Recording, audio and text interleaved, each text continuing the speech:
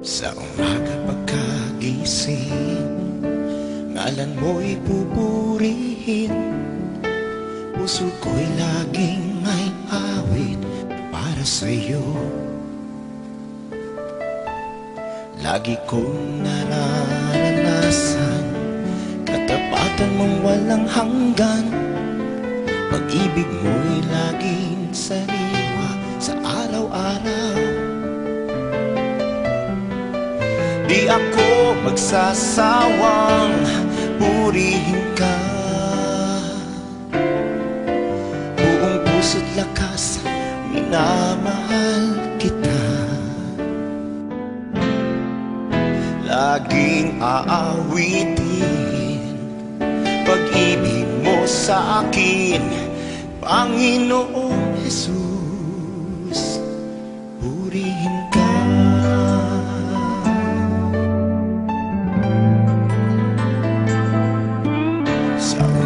Pagkagising, ngalan mo'y pupurihin. Puso ko'y laging may awit para sa'yo.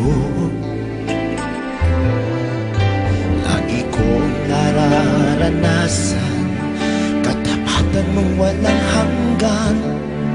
Pag-ibig mo'y laging sariwa sa araw-araw. Hindi ako magsasawang purihin ka. Buong puso't lakas, minamahal kita. Laging aawitin pag-ibig mo sa akin, Panginoong Jesus, purihin ka. Sasawang purihin ka. Buong puso't lakas, minamahal kita. Laging aawitin pag-ibig mo sa akin, Panginoong Jesus, purihin ka.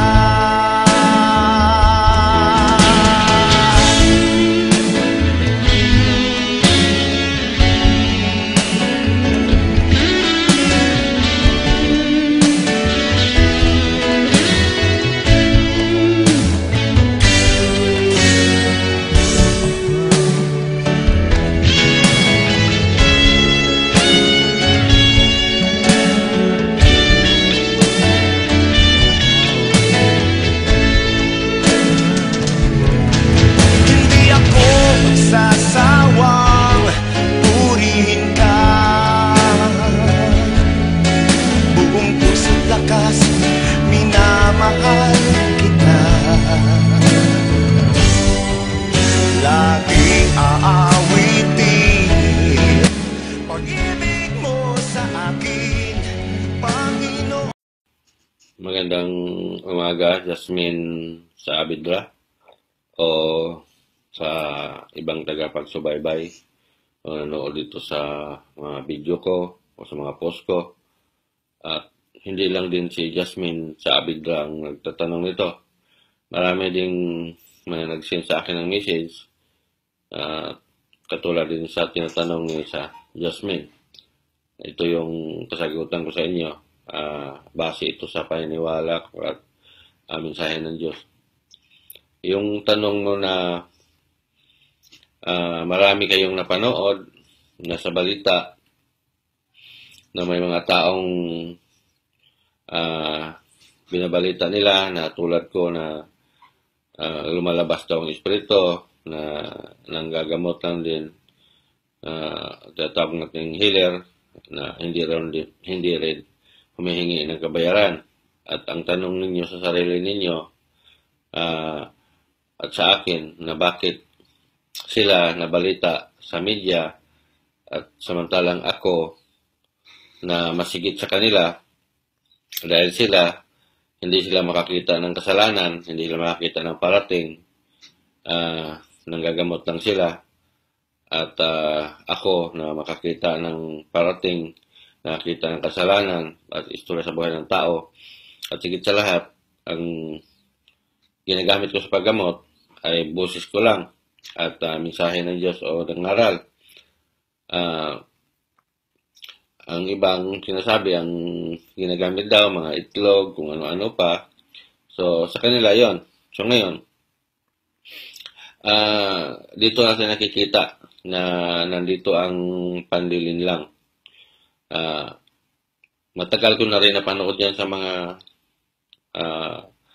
iba-ibang ng social media, dito sa Facebook, na may mga binabalita sila.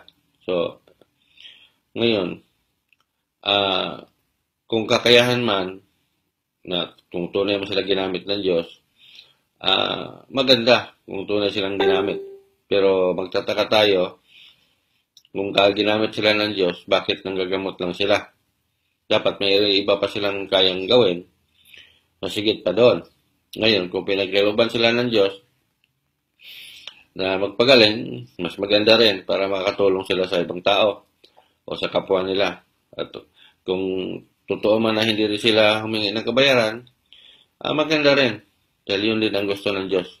Ngayon, ang tanong ko, bakit ngayon lang ito naglabasan, itong lumabas na ako? Matagal ang panahon simula malit ako, walang nanggagamot na libre. Lahat diyan may kabayaran, may kapalit. So dito natin makikita na may mga tao din na sadya talagang inilangin ang mga tao. So sana kung totoo man sila ng gagamot at ginawa nila yon at na-realize nila yung mga sinasabi ko, na magpasalamat ako na ginawa nila yon, na ipakita nila sa Diyos na nanggamot sila at kung gumaling man, pinagaling ng Diyos, wala silang hangad na kapalit. So ngayon, ang tanong ninyo na bakit hindi ako nabalita at sila nabalita, dito natin makikita ang kaibahan ng tunay na ginamit ng Diyos. Una, may mensahe ang Diyos dyan na walang medyang makikialam sa iyo. Ang pinakita niya noon, channel to. Ang senaryo doon, nandoon ako sa istasyon na ng channel to, tapos nakapila kami sa upuan, may mga number yung namin, liig sa dibdib, nakasabit. Katabi ko si Jesus Christ. Matagal kami doon nakaupo, naghihintay na tawagin kami pero hindi kami pinapansin ng reporter. So, nagpasya si Jesus Christ na umalis kami. Ang sabi ni Jesus Christ, halika na. Alis na tayo. Hindi tayo papansinin nila. So, ibig sabihin ng Diyos dito, ang channel to, alam nila ang ginagawa ko. Pero hindi nila makikialaman. Dahil ang sabi ng Diyos sa mensahe na yon, na walang media makikialam sa iyo. Ngayon, umalis kami noon. Ang sabi niya sa nung naglalakad na kami, nalungkot siya habang nakatingin ko sa malayo. Ang sabi niya, huwag kang malungkot dahil baka kamtanin natin ang hangarin ng Diyos pamagitan sa dalawa at sa mga taong tunay na niwala sa iyo at sa akin. So ito yung sinasabi ng Diyos na walang medyang makikialam. Hindi kami umaasa sa media kasi alam ng Diyos na ang media hindi makikialam. Una, pag makikialam sila, pag ibalitan nila sa mga tao, ang mga simbahan ang kalaban nila. Dahil magagalit sa kanila ang mga simbahan. Ngayon, itong mga relihiyon na to, yung mga samot-saming relihiyon, na doon lumalapit sa media pag mayroon silang iparating. Katulad nung example natin, yung pagpunta ni Pope sa Pilipinas, saan sila lumalapit para maipakalat sa mga tao na pupunta o ano pa mang gusto nilang iparating? Sa mga TV station, mga media. So ngayon, hindi nyo ba alam yan na isang katerba, isang katutak ang bayad niyan? Milyon ang bayad siguro nila niyan. So ngayon, pag ibalita nila yung ginawa ko ngayon, magagalit ang mga simbahan sa kanila. Hindi na pupunta doon sa estasyon na yon. So hindi sila gagamitin. So malaki ang kawalan sa kanila. Malaking pira ang mawala sa kanila. Kaya lahat ng media, hindi talaga makakialam sa akin. So ngayon, tama ang mensahe ng Diyos na walang medyang makikialam sa iyo. Pero dahil Channel 2 ang pinakita, naniwala ako na itong mga yung Channel 2 na to, ah, ano, alam nila ang lahat ng ginagawa ko. Pero hanggang basa na lang sila, hanggang tingin na lang sila, hanggang pangarap na lang siguro sila, pero hindi nila kayang iparating sa mga tao. So dito natin makikita na ang tao, mas mahal nila ang pera kaysa salita ng Diyos, mensahe ng Diyos. Kasi kung tunay kang naniwala, walang pakialam kung sino man ang magalit sa kanila, basta ipahatid mo ang mga tunay na mensahe ng Diyos.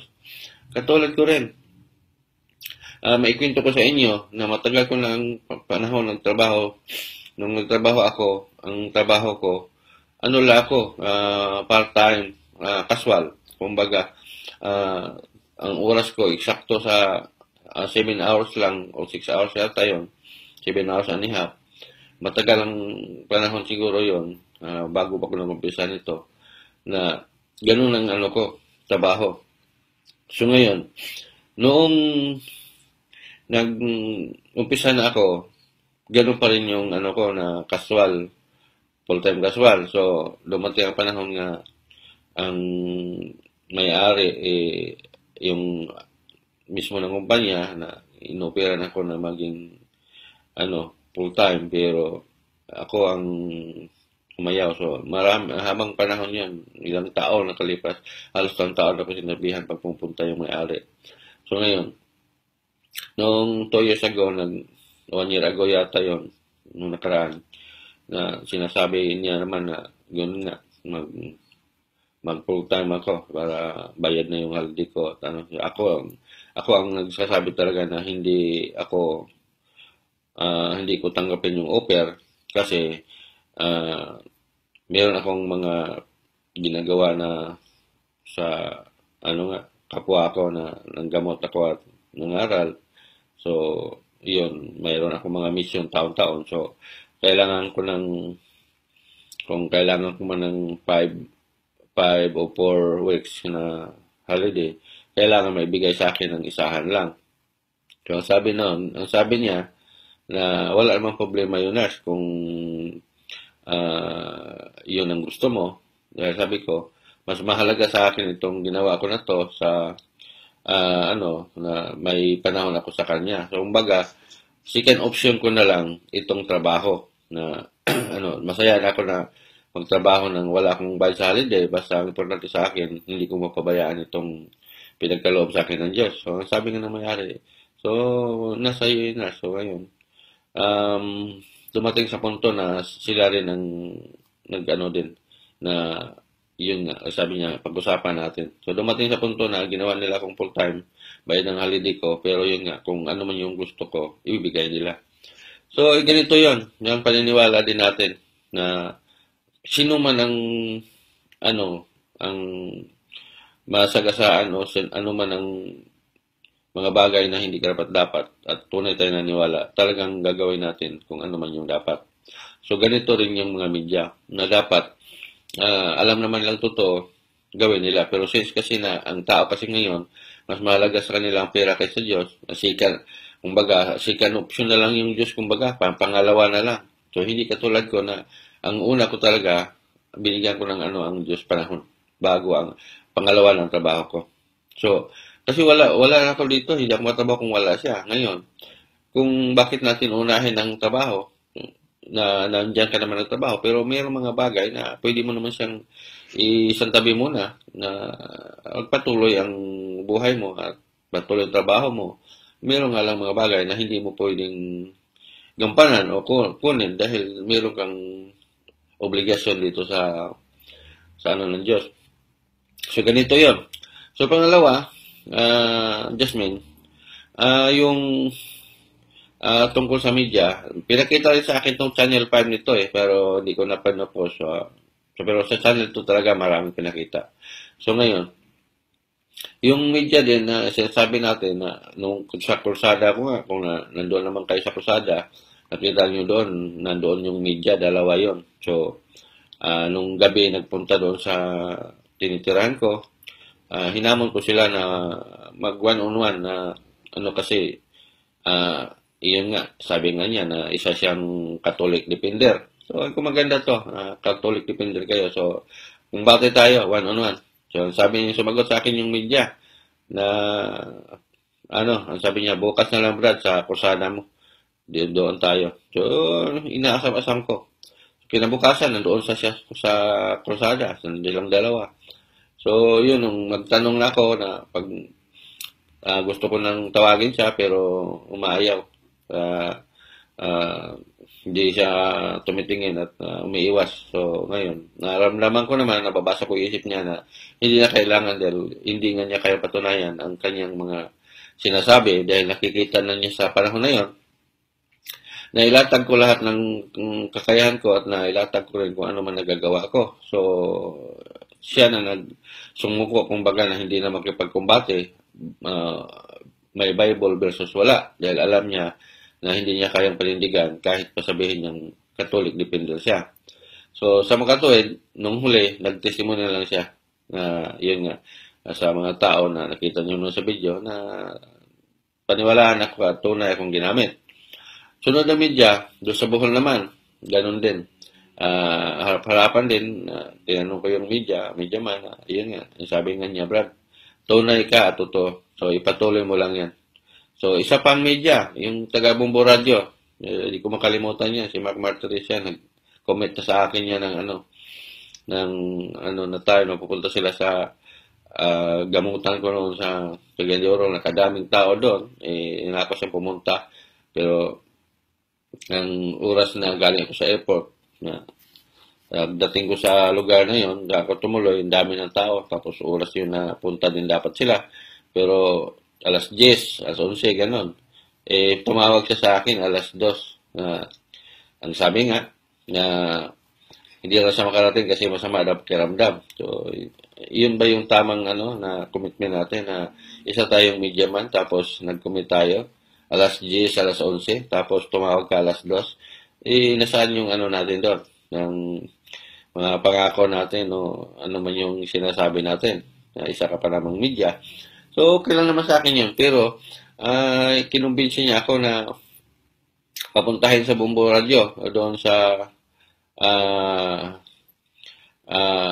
sa station nila para daw pahayag daw ako doon sa mga tao na on the air na ganito kahit lang daw isang oras. So, hindi ako pumayag. Sabi ko, anong ipatunay ko dyan sa mga tao? Na ang mga tao nandito sa harapan ko, sa Tagaluan. Samantalang ang nasa session ninyo, sino ang nandyan? Yung mga pare o nasa simbahan na ni-interview ninyo doon sa sila nakakita ng Yolanda. Anong gagawin nila doon sa akin nun? Pagigisahin nila ako na walang ipakita sa mga tao. Dapat doon sila mismo sa lugar kung nasaan ako. Kasi nandoon makikita nila ang mga taong ginagamot ko, ang mga taong nakakita kung ano man yung mga nangyari sa mga sakit nila o ano man yung mga ginagamot ko. So, dito natin nakikita, nagagawa sila ng paraan kung paano ako sisirain. Pero hindi silang tagumpay dahil alam ng Diyos kung anong mga plano nila. So, ganoon pa man, mayroon akong narinig ng isang media man din, taga dito sa Cagayan de Oro din, na na gusto nga rin niyang mag-cover daw, pero siguro nabasa din niya siguro ang mga post ko, kaya sinabihan na basahin mo muna ang mga post niya. So, may nagsasabi na babasahin daw, pero umatras din dahil nakita niya na puro katotohanan. So, pag may balita din to, hindi rin sila kikita at magalit sa kanilang masimbahan. So, ito yung mga point na to, ito yung na hindi sila makikialam dahil itong ang pera ang pinaglaban. Kung mapapansin ninyo, bawat mga reliyon, mayroong may sariling mga media yan. Sila. So, ngayon, pag i-cover nila yung hindi nila dapat magalit sa kanilang istasyon nila yung mga reliyon na hawak sa kanila. Parang kung din yan, parang politics din itong mga simbahan na to, para politics yung mga reliyon. Kaya alam ng Diyos to, kaya nga alam na ng Diyos lahat ito, kaya nga sabi nga ng Diyos na walang media makikialam sa iyo. Dahil alam ng Diyos na hindi gagawin ng media ito, gawa nung hindi sila kikita. Dahil mahal pa ng mga media man ang mga kasinungalingan na ipapalabas nila kaysa katotohanan. So, pag tunay na mensahe ng Diyos, ito yung ng Diyos na hindi makialam ang mga tao na alam nilang sila ang mawalan. So ngayon, meron pang media kong nakausap din noon, nasa Makati rin. Ganun din. Tumawag pa nga sa akin noon, mga ilang buwan pa na pupunta daw siya dito sa Australia, pero hindi hindi naman siya tumuloy dito. Tumawag pa sa akin ng dalawang beses, nandito na siya, pero papasyal daw siya sa tinatabuhan ko, pero hindi rin lumusot. Pero yun nga, sabi din niya na gusto mo bang na sa TV, ko, hindi pa siguro panahon, pero sabi niya, ako gawa na paraan. Pero hanggang doon lang. Kasi siya mismo nakitaan ko rin na ayun nga, mayroon siyang sinabi, pero nung nakitaan ko, taliwas naman sa sinasabi niya. Isa siyang tawag nun na Mormons. So, sabi niya sa akin na tunay ka ginamit, Brad. Kasi isipin mo, siya nakakalam sa sarili niya. Kaya, nagtaka siya paano ko nalaman na hindi ko siya kilala. Na-meet ko lang siya sa trabaho ko na kinabukasan, kinatok ko sa kwarto niya. Totoo ba ito yung pagkatao mo? Na inamin naman niya na totoo daw.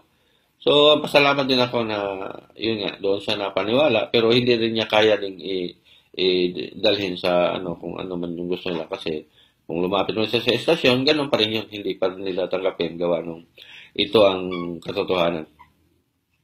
So, makikita natin na ito yung mga tanong ninyo, ito yung kasagutan na kung bakit ako na may kayang gawin na hindi nila ipinahayag sa mga media dahil ito yung isang dahilan na mawalan sila ng kita, hindi sila kikita dahil mas mahalaga sa kanila ang pera kaysa tunay na mensahe ng Diyos o kaligtasan ng mga tao.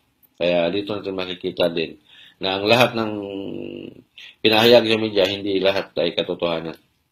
So, yun lang din ang ko, Jasmine, pero idugtong ko na rin yung doon sa nangyari din sa akin na nabasa ko rin yung kay Mayor Duterte na yan nga, minura niya ang Pope. Kasi nangyari din sa akin to noong panahon na yun, araw na yun, na galing kami ng Kabatuan pagdating sa EDSA, sumakay kami ng taxi, pumuntang Baclaran, Alas City pa lang yun, sarado na, samantalang alas 9:30 pa yata yung dadaan yung Pope. So, nakakalungkot isipin dahil sa haba pa ng oras, sinasara na nila. So, umiikot ngayon yung taxi pabalik dito sa South Expressway, na layo pa naman ang pinuntahan namin, Bicota, sa Sukat pa kami umikot na malayo pa, laki ng binabayar namin sa taxi. So ngayon, doon pa lang sa Rose Boulevard na may bandang Baclaran, doon kami paikot-ikot na puro pulis nandoon, puro harang nandoon. So kung makikita natin kung gaano nila kamahal ang sinasabi nilang pinag-utusan daw ng Diyos o Santo Papa, paano natin masabing kasama niya ang Diyos kung ganito man ang katambak ang seguridad niya? Sino bang papatay sa kanya? Mahal siya ng mga tao, kasama niya ang Diyos. Sino bang magkikaalam sa kanya? Kung tunay tayo ginamit ng Diyos, hindi tayo dapat magtambak ng mga gwardiya dyan. Kasi nandiyan ang Diyos magtanggol sa atin. So hindi natin kailangan yun. So sa ginawa nilang nagtambak ang mga gwardiya nila, patunayan na walang Diyos sa puso nila, walang Diyos sa kasama nila. Dahil kung meron, dapat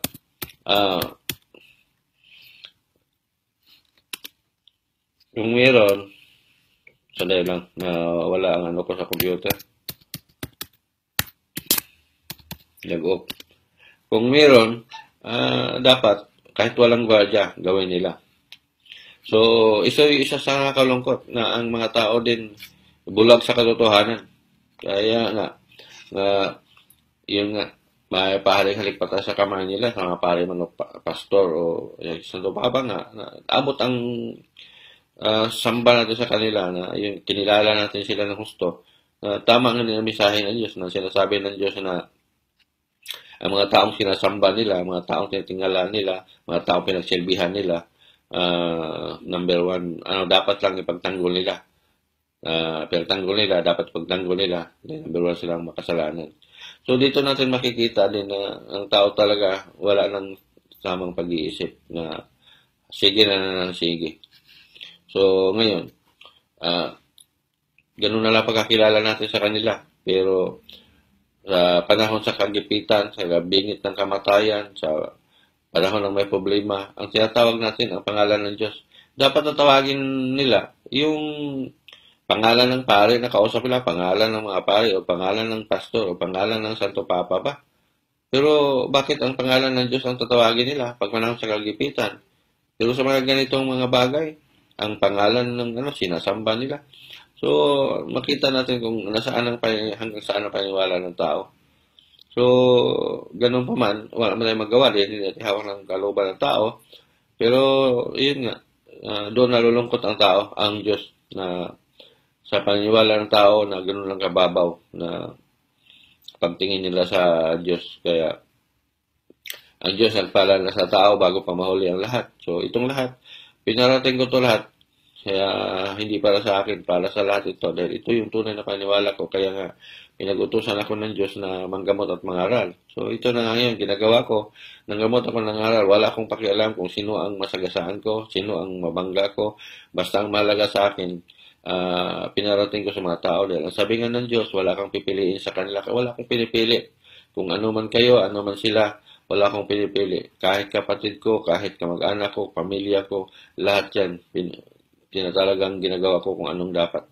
Dahil malinaw sinasabi ng Diyos na wala kang pipiliin sa kanila. So, yun, yung mga mensahe ng Diyos, sinasabi ko talaga lahat yan. Dahil ang sabi ng Diyos, huwag kang matakot na magkwento sa mga mensahe ko dahil kasama mo ko sa lahat ng panahon. Kaya ito, ginagawa ko lahat na walang alinlangan. Buhay man ang kapalit. Dahil bago ko pa nag-umpisa, sabi nga ng Diyos, sa ginagawa mong ito, maraming taong maghahangad sa buhay mo. Sa ginawa ko ito lahat. Para maiparating ko sa mga tao, kung ano man yung balak ng mga tao, ng Diyos na rin ang bahala kung ano man yung gusto na mangyari sa buhay ko. Dahil ang sabi nga ng Diyos, sa buhay mo ngayon, ako ang nagpaplano. Kaya ayaw ko sa gusto ko, mangyari at mangyari, gagawin ko ito dahil siya ang lahat ang may gawa nito. So, ganun pa man, magandang umaga sa inyo lahat at medyo mahaba na rin. Magandang araw. So, sa pagkikita natin muli. Maraming salamat sa mga nagtatanong. Kung meron pa kayong mga katanungan, pwede nyong itanong dito sa wall ko at pwede kong gawan ng video para maraming maliwanagan at maraming taong magigising sa katotohanan. Maraming salamat.